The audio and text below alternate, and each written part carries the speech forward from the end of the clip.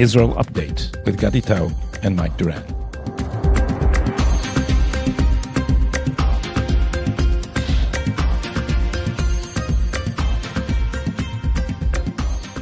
Hello and welcome to Tablet's Israel Update. It's been 326 days since October 7.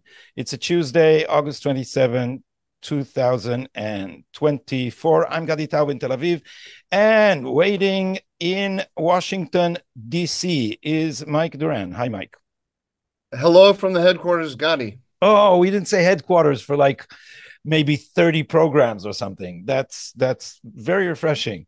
I have a story to tell you, but before I do, we're going to ask you guys to subscribe. We always do that at the end of the program, and we finally figured out this marketing trick that it's better if you do it in the beginning. So please subscribe to one of our channels. You can get us on the Tablet website on audio. You can get us on YouTube on the Israel Update channel, and so can you do on Rumble. The story I want to tell you, Mike, is about the media. We're going to speak about the media a little bit later on this show because there's a lot of amusing stories, but none as amusing as this one. Tzvi Sukkot is a guy from the National Religious Party with huge payas, if you know and this in the fashion of the Noar Gvaot, of the youth of the settlers, because he doesn't have he's not wearing black. He's wearing a colorful, large kippah and very long peot. The hilltop youth. Hilltop youth. So it's the fashion of the hilltop youth. And he was interviewed on a left-wing podcast called Radical by Dr. Jeremy Fogel. And then they decided not to air the episode. And the reason is that he came out too well. They said this. They said this. He seemed completely sane. And as they explained, they had an episode about the episode, and they said he's a neo-Nazi, and the guy that was interviewed on the next episode said he should basically be in jail. But the problem was that he sounded too articulate and too sane. And so they decided to shelve this. And Mike, I have to tell you, this happened to me exactly. I was working on a pilot on a new TV channel. Some billionaire got the idea that there's room in the Israeli market for yet another leftist channel. So they started up. It's called Relevant TV. They brought a lot of talents. They get a lot of money. Nobody watches this. And I did a pilot with their legal analyst, who's a great guy and a professor of law and very open-minded. And so we decided to do something like Crossfire, and we did a few pilots. And then I have positive confirmation that the problem was that the right side of the argument was too articulate, and so they decided to shelve the pilots. So that happens over here all the time. They only want idiots to represent the right-wing point of view. Exactly. And this is why there's so much room for us, Mike. Here are two non-idiots from the right. So we say. So we say. Exactly. So we say, but better to be on the safe side and not watch this in case we are right. So before anything else, what are the headlines? Okay, Gadi, there are really only two items in the news that I think we need to focus on. One of them is the hostages for prisoners deal that's being negotiated in Cairo right now. Yaron Avraham, he's a correspondent on Channel 12 News, reported last night that progress has been made in the negotiations, but he said that only because the mediators have decided, that's the U.S., Qatar, and Egypt, have decided to temporarily set aside the two major bones of contention. That's the fate of the Philadelphia and Netzarim corridors, and to focus instead on all of the other issues that have to be resolved. And that's the numbers and identities of the Israeli and Palestinian hostages and the rate at which they'll be released. According to the print version of Abraham's report in the N12 website, quote, Israeli officials said last night that despite the progress in the Cairo talks, even if the agreements are reached on all issues, it will be impossible to force Sinwar to grapple with the dilemma without Israeli flexibility on the issue of the Philadelphia corridor. So, Gadi, that's what you and I have been talking about in a lot of the previous episodes. The press is launching a campaign against Netanyahu, saying that unless he accepts Sinwar's terms of reference, there will be no deal to release the prisoners. Ronen Bergman, who writes for Yediot Achronot and New York Times, he's expanded on that greatly, and he quotes a senior security official familiar with the talks, saying that Netanyahu will always put an obstacle in the way of a deal because he doesn't really want a deal. The second issue, of course, Israel. Of course, Gadi is the exchange of blows between Hezbollah and Israel over the weekend. They engaged in some of their heaviest cross-border attacks in months on Sunday. Israeli aircraft bombarded southern Lebanon to stop what Israel said were preparations for a major Hezbollah attack. Hezbollah later said that it had fired hundreds of rockets and drones at Israel in retribution for Israel's killing of a senior commander in July. That's Fuad Shukr, the chief of staff. Those are really the two items I think we have to talk about, Gadi. So over to you. The hostage deal, I think we've been through so much. So I think the one thing that we can note is the stubbornness of the media, that no matter what, they're trying to pin it on Netanyahu. I think I've mentioned here the trap that was laid to some politicians and some pundits, where right-wing pundits ask them on interviews, what if you can get a hostage deal in return for Netanyahu staying in power? And that completely paralyzes them. So the idea is to take Netanyahu down. It's not the hostage deal. And even when Antony Blinken, as we said last time, says explicitly Netanyahu accepted the American proposal, they still say that Netanyahu is at fault. What I think we can add is, I think there's an erosion in how much the public buys it, because there's an anti-Bibi, never Bibi portion of the population which will accept anything that the mainstream media says against him. But people are thinking that what Netanyahu is insisting on is actually Israel's vital interests. And so I think people understand why we need the Philadelphia corridor, because after we discovered that under the Philadelphia corridor, there's a highway of smuggling going on in some 200 tunnels. The last number I heard was 200, but I think the official number is over 150. And you think about it, and we now know that there are depots of ammunition waiting on the Egyptian side to the opening of the Philadelphia corridor. There's a lot of money involved, and also this would be an easy route of escape for Yahya Sinwar and the hostages. And what if they smuggle the hostages to Iran? So Israelis are understanding that this insistence on the Philadelphia corridor is not some crazy demand that Netanyahu is putting forth in order to sabotage the deal. People in Israel are more savvy than that, and they understand. On the other side of the issue, more and more Leshe'avarim. How would you translate Leshe'avarim, Mike?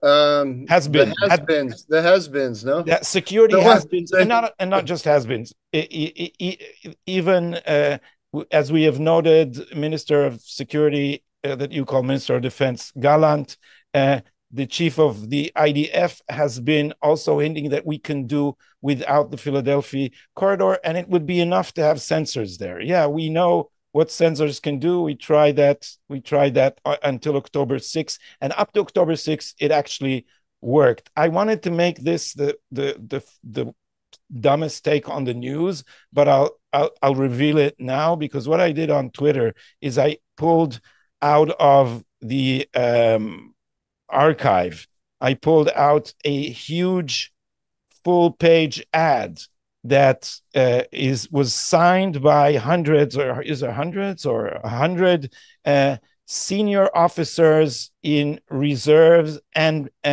senior people in the security establishment, in which it says the disengagement from Gaza is good for security. So these people are, they always sing the same song. They're all educated in American universities. They're all in the Oslo mold. And no matter what happens, they'll go back to their dovish views. So we have a very, very dovish security establishment. And now I suspect what they are thinking of, they want the hostages for sure. Everybody wants the hostages back, but they think that we can end this war without a victory, because that will help topple the right-wing government and open the way for the solution they still believe in, or many of them do, the two-state solution. So that's what I think is behind the hysterical, very silly campaign, as if Netanyahu's insistence on anything in this negotiation is sabotage. Nothing short of complete surrender to Yahya Sinwar's demands would be considered a viable Netanyahu position. So I think that's where things are now. Just a couple of additional thoughts about this. So we have this mediators, this team of mediators, which is the U.S., Qatar, and Egypt, and they are clearly trying to force Netanyahu to give up on the Philadelphia corridor and the Netzarim corridor, which means that they're not really mediators, because a mediator should be equal between the two sides. They're really putting their thumb on the scale, and one of them is the United States, on whom both Qatar and Egypt are dependent. So Egypt and Qatar are not going to be less anti-Netanyahu than the United States. So the U.S. is already setting the direction there. But let me just focus for a second on Egypt, and realize that Egypt has real interests involved in this question that go way beyond Gaza. One of them, its relations with the United States. Number two, the Suez Canal. The Suez Canal is one of the major sources of revenue for the Egyptian state, and the transit through the canal is way down as a result of the Houthi attacks. So they're saying, if we can just get it to a deal, the traffic through the Suez Canal will resume, and that will be to our advantage. And then another thing that hasn't gotten much attention at all, but I think deserves more, is the rise of Iran in Sudan. The Iranians and the Russians, their influence in Sudan is on the rise significantly. The rise of the Iranians all around the Red Sea, not just among the Houthis, but also in Somalia and in Sudan, is increasing. And of course, we have the Russians in Libya as well. So the Egyptians are increasingly flanked by Russian and Iranian power. The U.S. is offering them no real viable alternative to that, a way of combating that. And so if you add all of those things together, they're gonna in addition to their interests in Gaza, let's put even those aside, they also have interests in Gaza that make them want to keep the tunnels and keep their control over the crossing, and so on. If you add all that up together, the Egyptians are not disinterested actors here at all. They have a strong interest in pushing Netanyahu to accept this deal. So that's just another reason why I wouldn't take the press accounts at face value. Mike, since we are recorded and not live, I don't know what the status of breaking news is, but there's breaking news as we speak, and I think we'd better note them. This is a hoda'ah, no, what's happening to my English? A report? Not a report, a notice? Yeah, from Dover Tzahal and Shabak, the PR person of Tzahal and of Shabak. It's been released for publication that a complicated operation of Tzahal and Shabak, that is Shin Bet in English, usually you say the security service. Today, they managed to free another hostage. The hostage is Farhan Kadi, 52 years of age, that was kidnapped from Hamas by Hamas on 7th of October. He is a Bedouin, and we cannot reveal many other details except that the units that released him were Shayetet 13, the elite force of the Navy, Khativa Division 401, and Yahlam, and Shabak. These are the units claiming credit, and we have one Arab-speaking hostage that was released today. If there's any other details before we finish this show, I'll update you. And I'm still embarrassed that I couldn't have a word for hoda'ah. There is notification, alert. What do you want to? Yeah, well, and all this, we should give credit to the amazing channel of Abu Ali Express.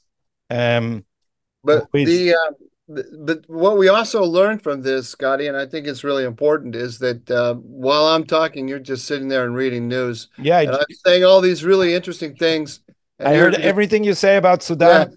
Yeah. Okay. I will teach you after multitasking. And no. I was really impressed with my Egypt analysis there, but you were sleeping. So, all right, Mike, I right after we end this recording, I will show you how to have Windows jump important notifications for you when they come along. I'm a much more organized news organization than you realize. Am I showing deep insecurity here? Is that did I just reveal that I'm very sensitive? Anyway, so yeah, that's very interesting, and that's going to affect the negotiations somewhat. So yeah, and also it shows, it shows once again that Israel is determined to get the hostages, and that this, I was going to utter the F word, this manipulation, this ugly manipulation, as if anyone who disagrees with this radical leftist narrative is evil, is just disgusting. And it's getting even more disgusting because the deal that they are now promoting would basically mean a death sentence to any hostage not released in this deal. Because what they are demanding is a hostage deal and then the cessation of the war. So we will lose all leverage. And these are, I'm biting my tongue here. These people are selling this as if they care about the suffering. And when you argue with them, they say, what if your daughter was now in the tunnels? And so what they're promoting is a death sentence to the rest of the hostages. And it's morally abhorrent the way that they are shameless in manipulating public debate. And I think people are realizing that, or at least so I hope. Shall we go to Hezbollah, Mike? Oh, wait, I see it. There's some breaking news here. Mark Zuckerberg says that that the White House pressured Meta to censor COVID-19 content. Isn't that interesting? There's okay. Wait, there's also some very interesting news here about why Jennifer sorry. No. Mike, this will end in retaliation. I know. I can't. Well, I couldn't think of her name. I was trying to find something. Yeah, you were so amused by your own joke. Yeah, I was amused by my own joke. Yeah. All right. I always tell you that a good show is a show that people enjoy, that the broadcaster enjoy.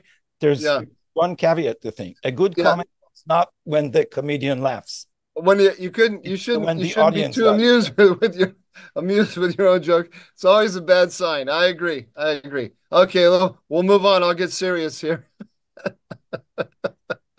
All right, I'll get serious here. What are we talking about? We're talking about what? Hezbollah. Let me remind you of an item you just read in the news, or were you not concentrating when you read? I was concentrating. News bulletin. So since I was listening, I will tell you. Israel, what was it? Israel, Israel and Hezbollah Israel traded said bombs. that it took out Hezbollah rockets that were in preparation for launching and therefore intercepted or preempted a major Hezbollah attack on our towns. By the way, in Israel, since the report about this included the fact that some of them were pointed at the center of the country and at Tel Aviv, a lot of the press has been saying you only do anything when Tel Aviv is in danger. Is Tzahal the IDF, the Israeli Defense Forces, or is it the TDF, the Tel Aviv Defense Forces? What about the people in the north suffering under Hezbollah attacks all the while? Yes, and all the councils, the councils in the north got together and signed a letter of protest. It was very interesting about it. Yeah. It reminds us that the government is under enormous pressure to secure the north and to bring everybody back to their homes. I have a different interpretation of what happened this weekend than we're hearing in the news. Let's put it this way. I don't think the stories that were being told, I don't think they all add up. All the facts add up. I'll give it to you like this. We're told that the Israelis saw preparations for a major attack, and they preempted, destroyed all the launchers and missiles on the ground before they could, or most of them before they could launch. Hezbollah got off some dozens of attacks, but those were of launches, but those were all foiled by Iron Dome mostly. Any landings that there were didn't really do much damage. But this doesn't square. This story, in my mind, doesn't square with the other fact that we have, which is a relatively small number of Hezbollah fighters died. I think it's like about 7. I can't. In the last couple, it was, and the reason I remember it is someone said Nasrallah in the Seven Dwarfs. Nasrallah and the Seven Dwarfs. Yeah, and then I think in the last few days, been about 11 total have died. These two facts, they don't square in my mind. So I don't think that this is what I don't think that what we are told happened in the way that we are encouraged to think. I think the actual truth of what happened over the weekend is more something like this, Gadi. For the last couple of weeks, Hezbollah and Iran have been threatening a retaliation. We've talked about that a lot on here. And that has put Israelis on high alert, and the pressure has been growing. Of course, one of the reasons why the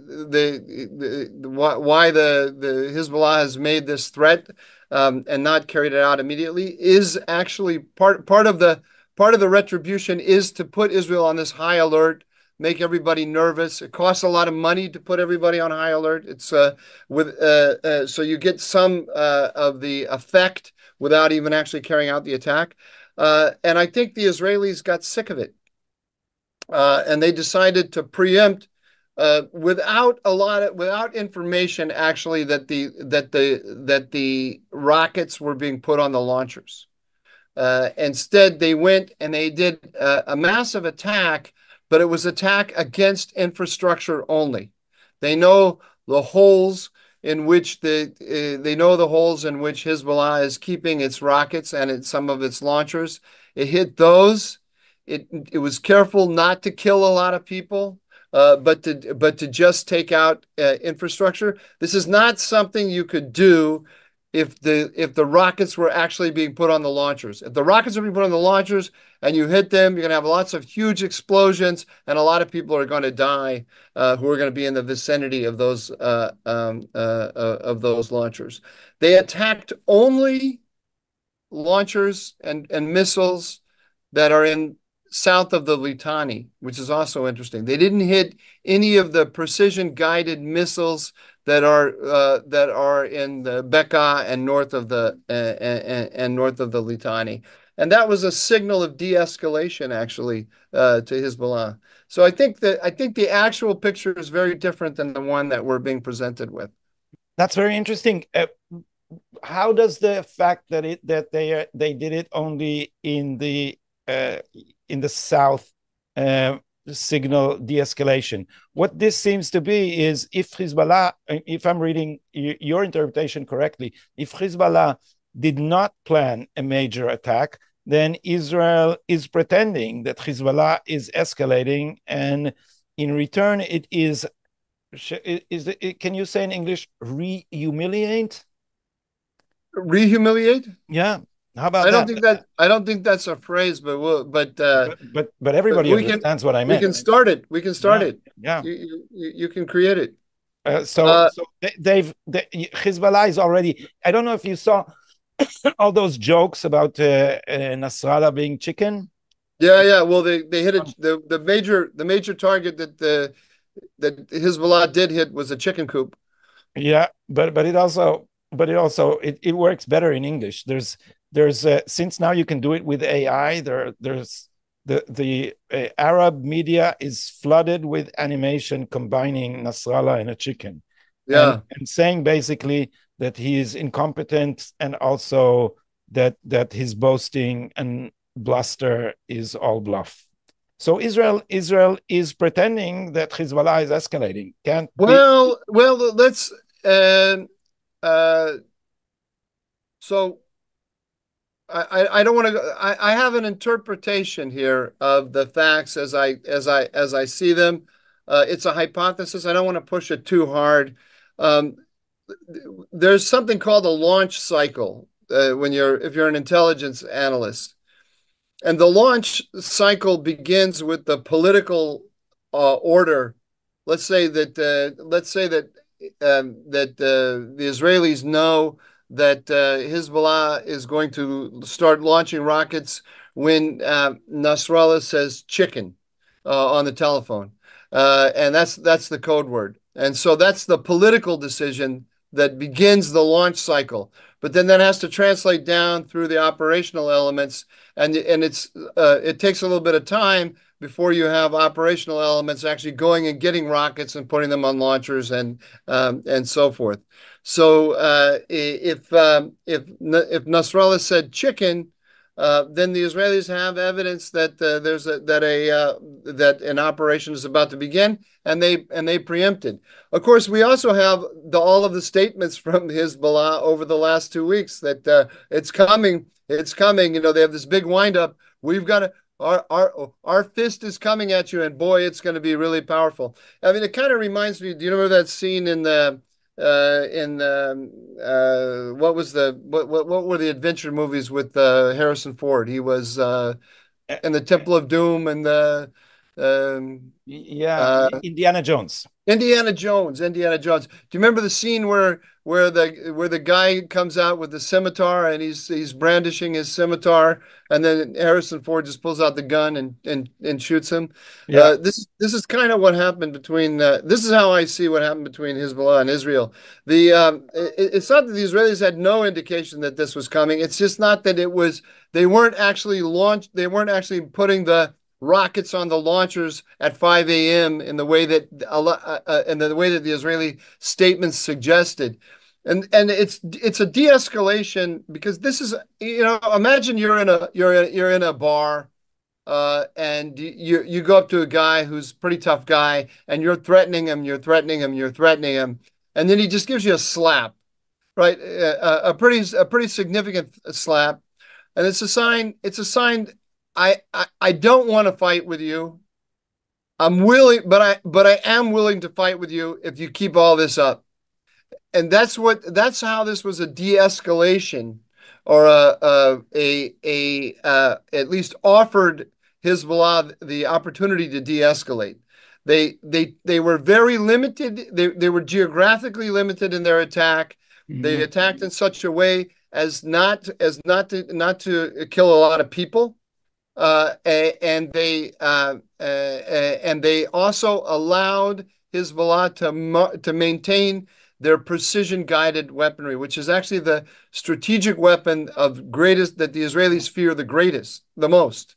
Yeah. So what basically the message to Nasrallah from the Israelis was, if you want to go, we're going to go up 1/2 of an increment on the escalation ladder here, and we're going to preempt you to show you that we're not going to take this nonsense anymore.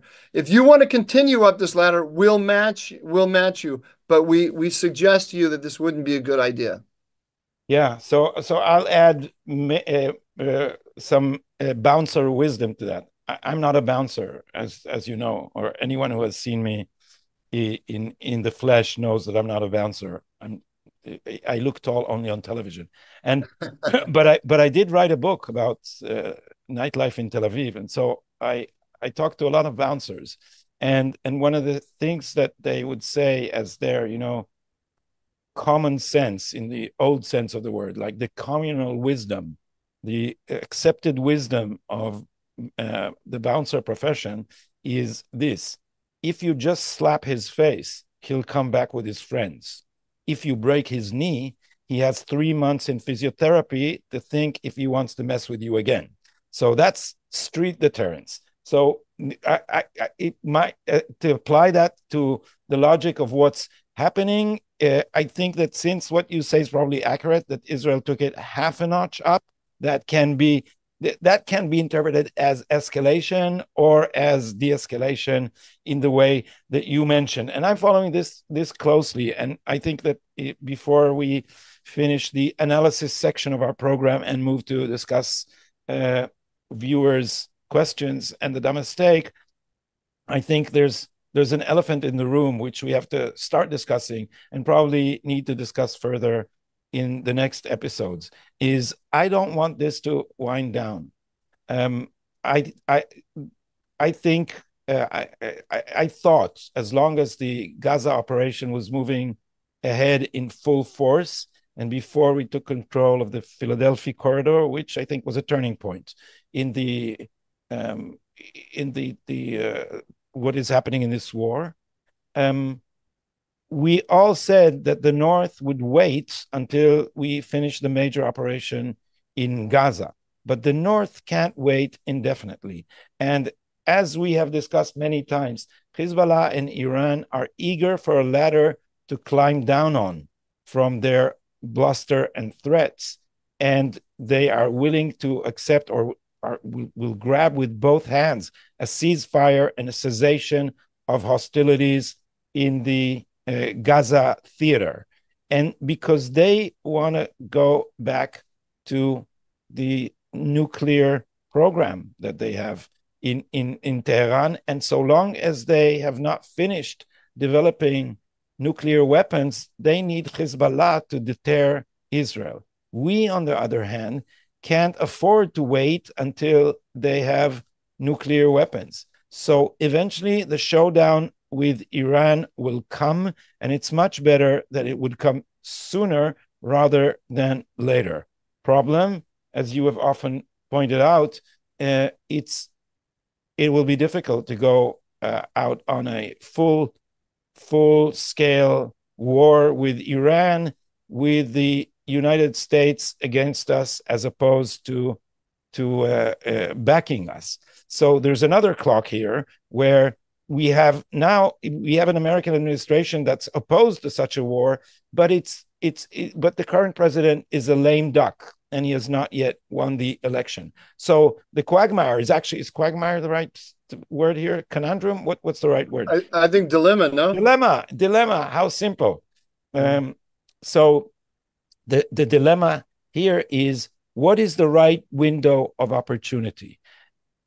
All things considered, I think we cannot postpone the war with Hezbollah much longer, because we will not have an opportunity, we will not have international legitimacy to just start a war out of the blue, say, under a Harris administration in 6 months. It will be worse.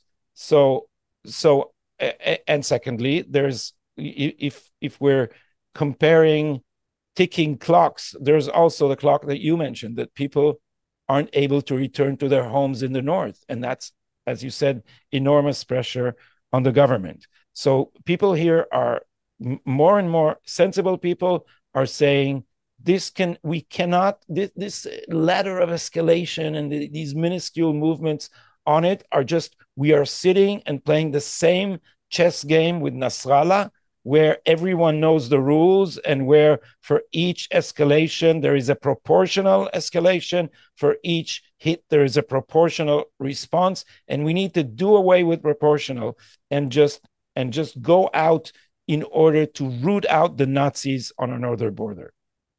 Okay, I'm not going to follow you there entirely. I have a reaction to what you said, but I can't follow you there entirely because I think far be it from me to advocate full-scale war, especially for a foreign people. I mean, I'd be reluctant to do it for the United States, but I'm especially not going to tell other people to go do it. And for just because it's very easy to be an armchair warrior and make these kind of analyses when you don't have to pay the price for it. You know, it's not my family that's going to die, my city that's going to be attacked. You can make those kind of suggestions more than I am. But I'm also very aware of the fact that I don't have all of the information that I might want before, making such a determination. You mentioned, just to mention one, you mentioned the Americans. I don't know what the state of play is in terms of interceptors of Iron Dome. If there's a full-scale war between Hezbollah and Iran, I mean Israel on the one hand and Hezbollah and Iran on the other, you need the United States, and you need the United States in terms of ammunition. I don't have a clue. Yeah, this is one of those. I don't have a clue what the state of the stockpiles is, how they are resupplied, and the Americans have openly threatened Israel with resupply if they go too far. So, with that thought in mind, we can interpret this attack over the weekend in a number of ways. One is, if you think Netanyahu was in a four-way negotiation, he's negotiating with Hezbollah, with the Iranians, with the Americans, and with his own security establishment simultaneously. What he has done is, I think he got over the weekend. I'm not sure about this. I've been trying to read the signals. It looks like he got American support for this operation. So working within the terms of the Americans, which is de-escalate, he got the go-ahead, or at least the acquiescence in a preemptive strike, which the Americans have been against all along. So he's kind of accepting the American terms of reference, but going way beyond what the Americans really want. So that's an interesting development. I wouldn't call what they did over the weekend the usual game. This was a change in the rules because of this preemptive mindset. Now, one of the ways that you could think of this, though, that argues against what you were saying, or kind of in favor of what you were saying that Netanyahu is in the same mindset as you. On the other hand, you can also see this if you're Netanyahu and you have to sell this to the Americans.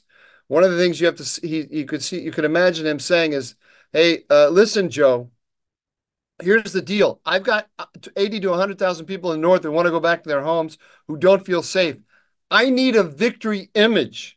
I need to tell them that we made the north safer, and that we moved the south of Lebanon closer to being a demilitarized zone, or a zone free of Hezbollah shock troops, the Radwan forces. And so this is what we're going to do.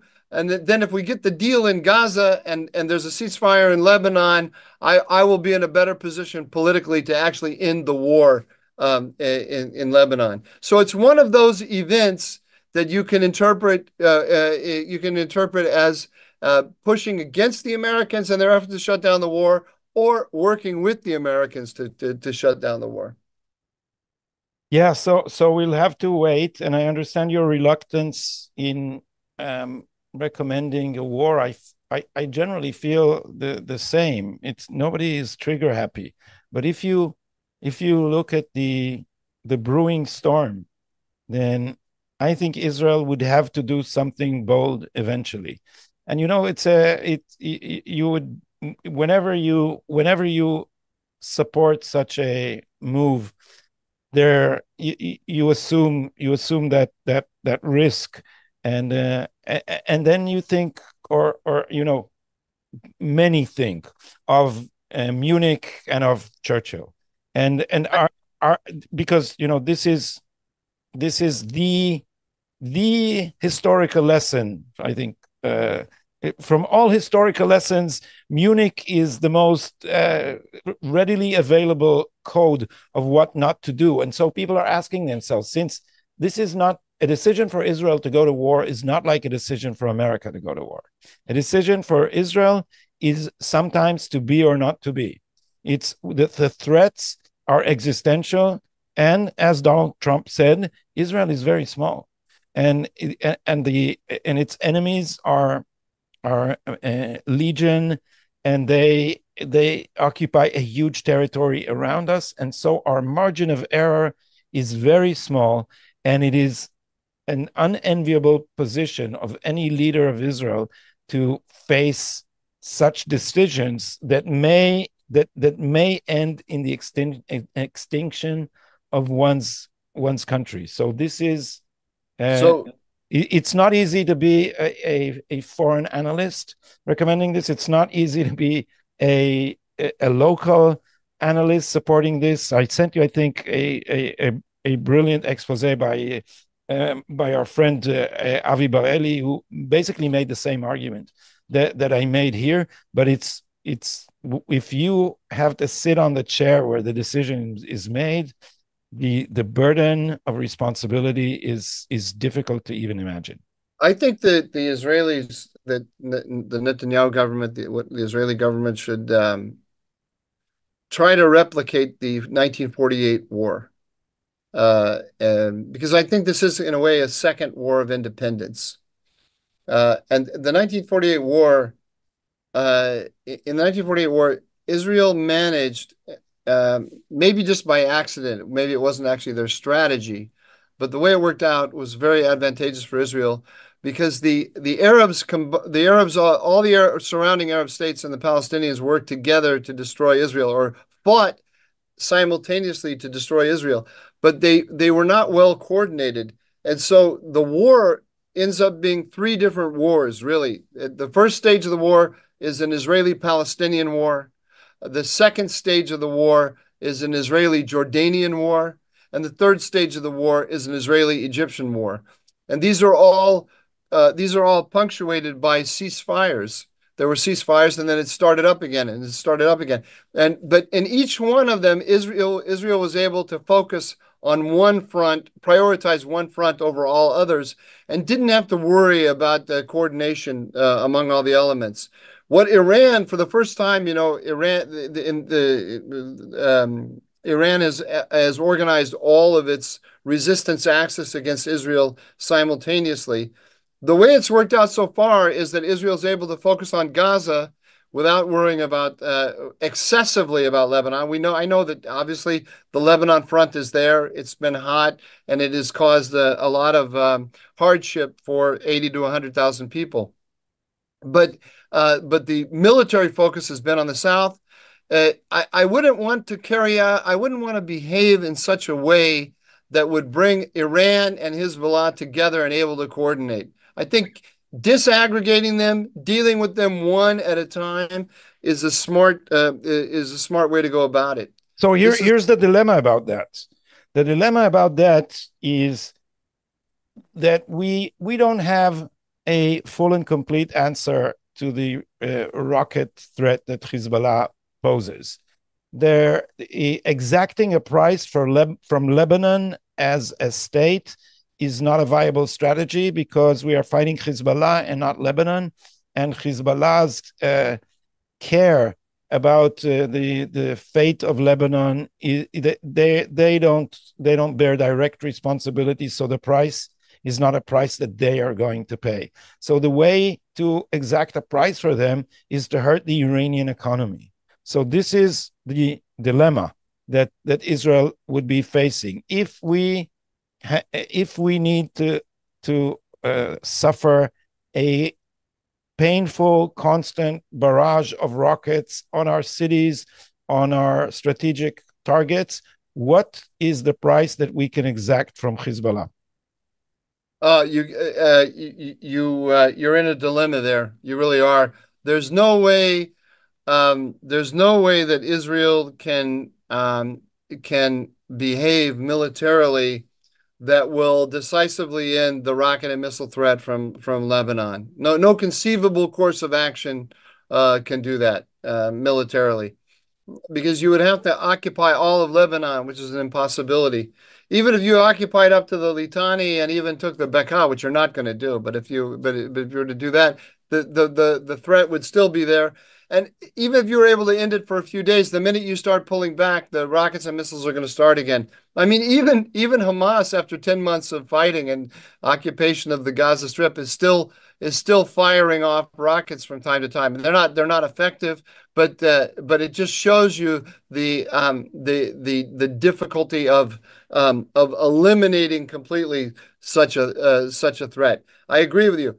Ultimately, the Iran has got to be the target. That's the address for ending this threat really is Tehran. But for Israel to carry out the kind of Israel alone to punish Iran in such a way that it would cut off the supply of weaponry to Hezbollah, it's hard to imagine. Not just cut off, but order Hezbollah to change its course. And there's also an apocalyptic scenario here, which I always hesitate to even contemplate, is that if this becomes a full-scale war for survival, Israel can behave in such a way as to drag its allies into a war. That's not advisable. That won't be a good thing in the long run. But there may be a point in which escalating the war would force the United States to intervene, and it would not intervene on the side of Iran. So I'm not saying this. I don't want to create the impression that this is a strategy I now somehow recommend, but I just want to put this on the table, because I think that when we think of doomsday scenarios, I think, Israel, this is a difference between now and the 1930s. Israel will not go to as we say in Hebrew, like sheep to the slaughter, if there's a serious threat of a second Holocaust. Yeah, I don't think we have to go to the doomsday scenario here when we're talking about these things. What I saw as a positive development this weekend is this: Israel moved for the first time to a preemptive mindset and took preemptive action. What I'm saying here in my analysis, if it's correct, is that the Israeli action, the preemptive action, was much more limited and targeted than we have been given than the impression we have been given would suggest. But it was still preemptive, and I think that is what you need to counter the rocket and missile threat. Israel needs to start being the initiator rather than just being reactive. It needs to actually force difficult decisions on Hezbollah rather than just sitting and taking it from Hezbollah and Iran. All right. So now, before we move to the dumb mistake, we still have some responses to the questions and comments of viewers, which are many, I have to say. We get a lot of comments under our videos on both YouTube and Rumble. Yeah, of course we can't deal with all of them, but before we do let's do the first 200. Okay, well, I have some here that are pretty indicative of all of the comments. Here's one from, I believe this was from Rumble. No, this was from YouTube, and this is from Angela Sophia 3705. And she said, Gandhi, I have such a crush on you, like a little schoolgirl. Brilliant and funny. I think she's saying you are brilliant and funny, not that she is brilliant and funny. I think Brilliant she must mean you, Mike. No. Of course, I think that this is you are Angela Sophia. You created this. You're not fooling anyone with these things. But Mike, I think that you're climbing up the escalation ladder here from the beginning of the program is going to end in a surprise preemptive attack. So be on your guard. Oh, hold on a second. Just in, Gandhi, Ben Affleck, according to a source, is very focused after Jennifer Lopez's divorce filing. Mike, let me tell you something closer to the camera. I edit this video in the end. I do that, and I can be extremely cruel. That's just a warning. That's just a warning. But let this warning sink in. So let me just tell you, because I looked at your eyeballs while I was talking, and you were browsing the news. And I have video evidence to prove this. And so do not mess with me. Now, please go back to this reminds me of a story you told me. I don't know, you may edit this out because but you interviewed Prime Minister Netanyahu.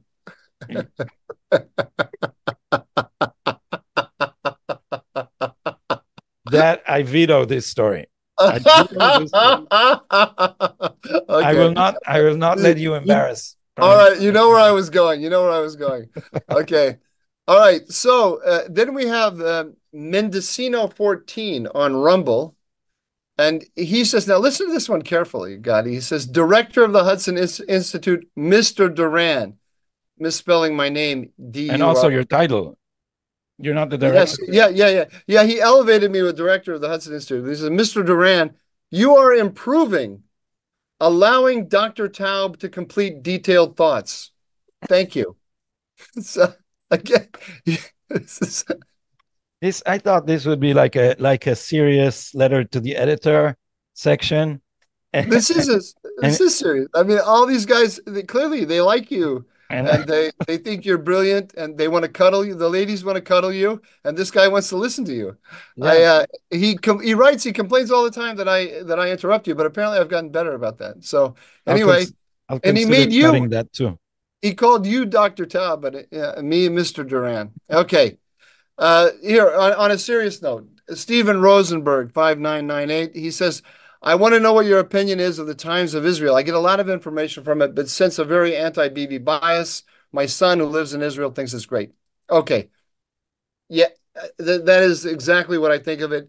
If you want, I don't follow it closely, but if you want to get, up-to-date information about what's happening between Hezbollah and Israel, Times of Israel is a great source, but it is in English a pretty solid reflection of the bias of the Israeli press establishment, which, as we are describing here all the time, it suffers from Bibi derangement syndrome. Yeah. The other alternative is, I guess there's Israel Today has a pretty serious English language website. It's a little less biased toward Bibi, but also maybe a little thinner in the information. I haven't folled that one at all. Then there's always Haaretz in English, of course. Haaretz in English is just is propaganda, and with the exception of Amos Harel, the defense correspondent. He's really, really good. I've said that repeatedly. He's the last journalist in Haaretz, but he too is towing the line of the anti-Bibi editorial policy, and so he adds this to his analysis, and sometimes it distorts it. But this is not Haaretz. Is not an example of anything. In my opinion, Haaretz is one of 4 effective anti-Israeli institutions. And I will elaborate on that on one of our future podcasts. Their mission, the mission since Amos Shokin, the current publisher, took over, the mission is to undermine Zionism and instead create here what they call a state of all its citizens, a non-national, non-Jewish state. And I can back this with argument, but certainly Haaretz is a propaganda organ more than anything else. And as you know, I once had a column in Haaretz and they shut it. Why? Because I called their bluff. So, I think for the English language people, though, that if they want solid information on defense matters, Amos Harel is a good source. Just ignore the paragraph where he says, and therefore everything that Netanyahu has done has been terrible. Just ignore that bit. But if he tells you something has happened, you can be sure it happened. I think the one really good source on Israeli matters is the Israel Update podcast. Absolutely, yes. We're here. We are the antidote. We are the antidote to the anti-Netanyahu bias. Not because we are propagandists for Netanyahu, but because the distortion of everything by this political agenda is completely wild. So if you want to be even keel, you have to counter a lot of this propaganda. Of course, there are people who are Netanyahu Bibistim, as they say, who are Netanyahu. I would say not just supporters but also fans who defend anything Netanyahu says. We've not been on that page, certainly. But anything you read outside maybe this podcast and maybe Caroline Glick, who I think is one of the best sources on Israel, then you would drown in the anti-Netanyahu narrative. And if you live in America and follow the mainstream press, you have a good example with how a lot of the press treats Donald Trump, and then you can pretty well imagine the Hebrew Israeli press and the way most of it treats Netanyahu. So now to the dumbest take, Mike, unless you want to say something about our own podcast as a wonderful source for, I wanted us to have a slogan, by the way, your most reliable source on Israel and Middle Eastern news. It's a little too long, but I think we should adopt that as a byline. We'll work on it.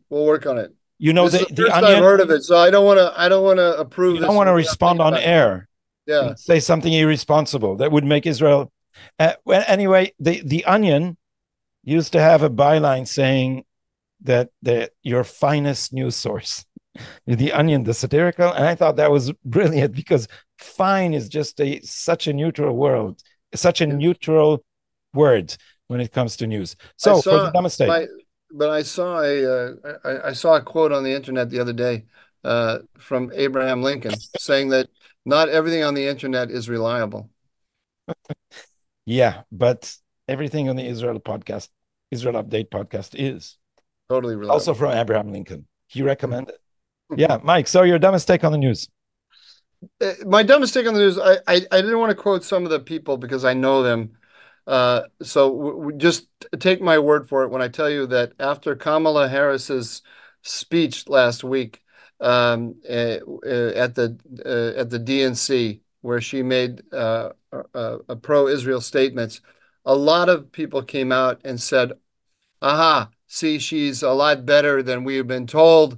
Look how fantastic she is." I think actually it'd be worth if we played the clip of what she said. Let's do that. With respect to the war in Gaza, President Biden and I are working around the clock because now is the time to get a hostage deal and a ceasefire deal done.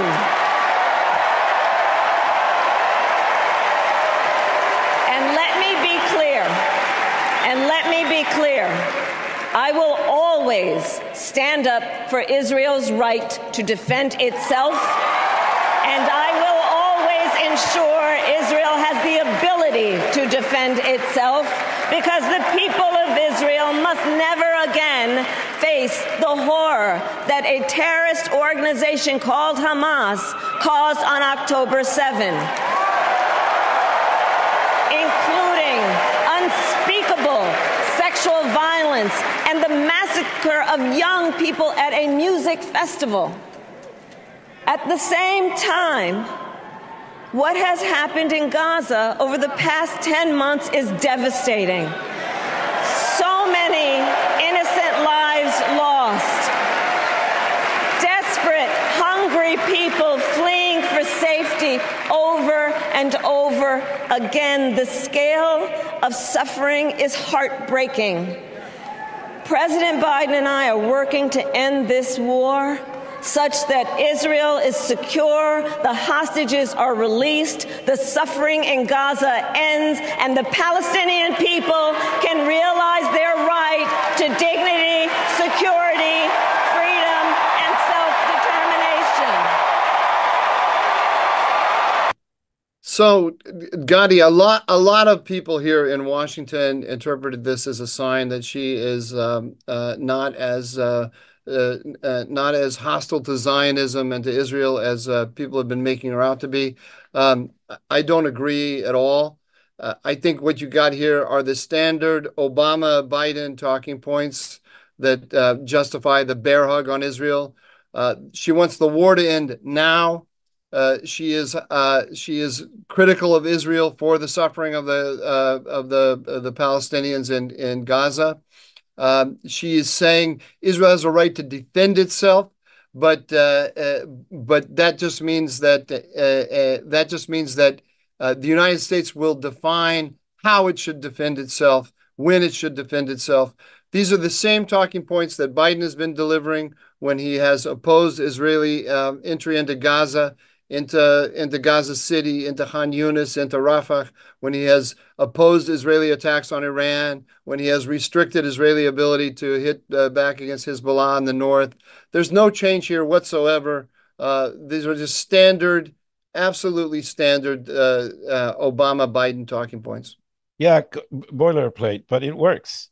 I think the talking points have been designed to disguise the actual policy. And let me also note that she ended with support for a Palestinian state, which the State Department has been hinting that it would recognize unilaterally. So at the end there, after she said freedom, dignity, and whatever else, she said self-determination, the right to self-determination. So she wants to reward the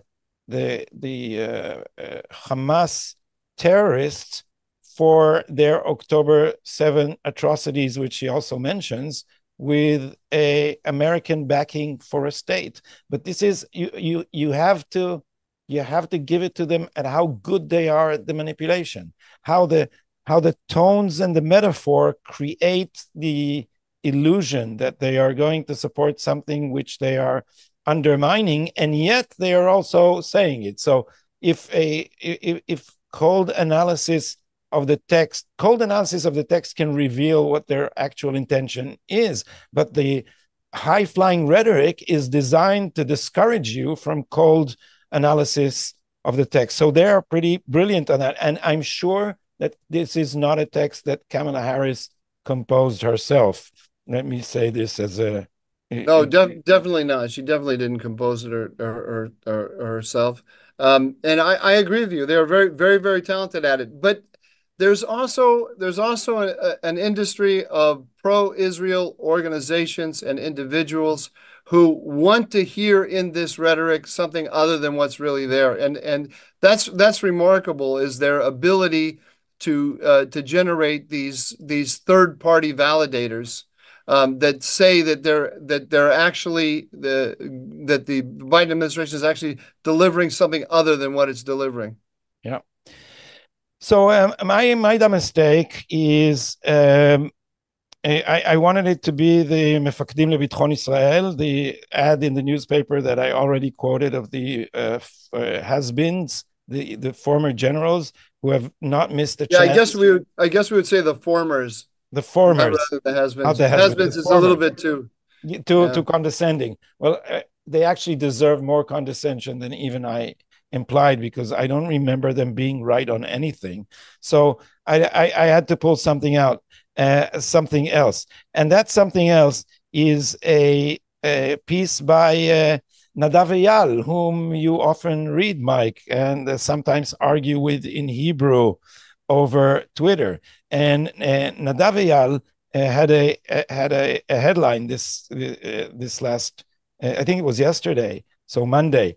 Hamas is beaten, Hezbollah is humiliated. This is the time for a hostage deal. And if you look back at what Nadav Eyal has been writing before, this is, and I'm following Yotam Zimri, a pundit here in Israel, who just put these two in comparison. So from exactly 3 months ago, 24th of May, Nadav Eyal wrote a piece saying, here comes the collapse, in which he mocked the idea that Israel can win this war. And the conclusion from the fact that Israel could not win this war is that we have to opt for a hostage deal. So this has been going on all along, and one wonders if at any point the readers of these newspapers are beginning to lose faith in the good faith of the journalists who are feeding them this propaganda all over. Anything about Nadav Eyal before we part? Well, not just about the press here.